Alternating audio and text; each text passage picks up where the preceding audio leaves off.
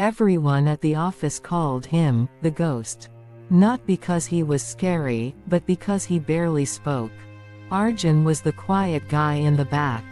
Thick glasses, cheap shirt, shoes with worn soles. He worked in the IT department at a mid-sized marketing agency in Mumbai. Every lunch break, the so-called cool team made him the punchline of their jokes. "Hey ghost, you fixing the matrix back there? Careful, don't sneeze, he might vanish."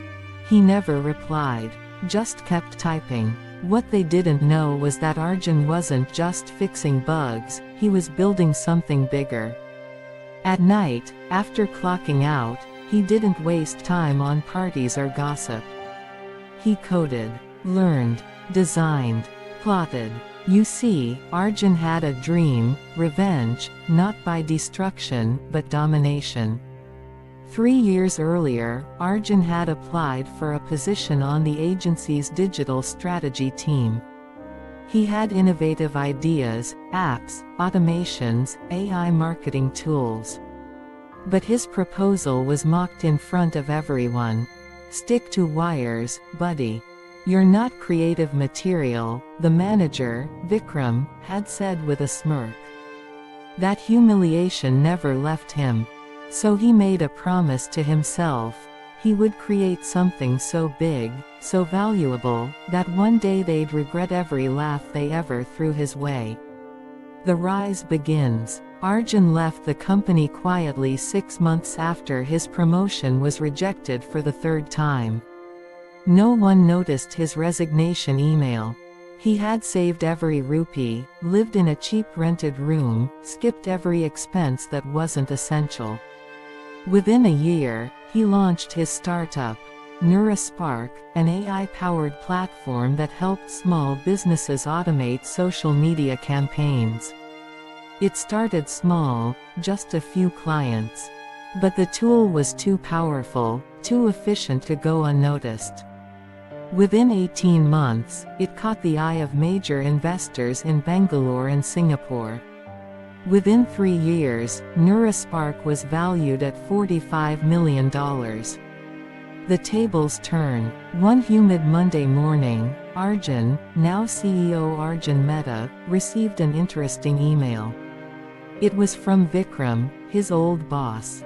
"Dear Mr. Mehta, I came across NeuroSpark's incredible growth and would love to discuss a potential collaboration or acquisition.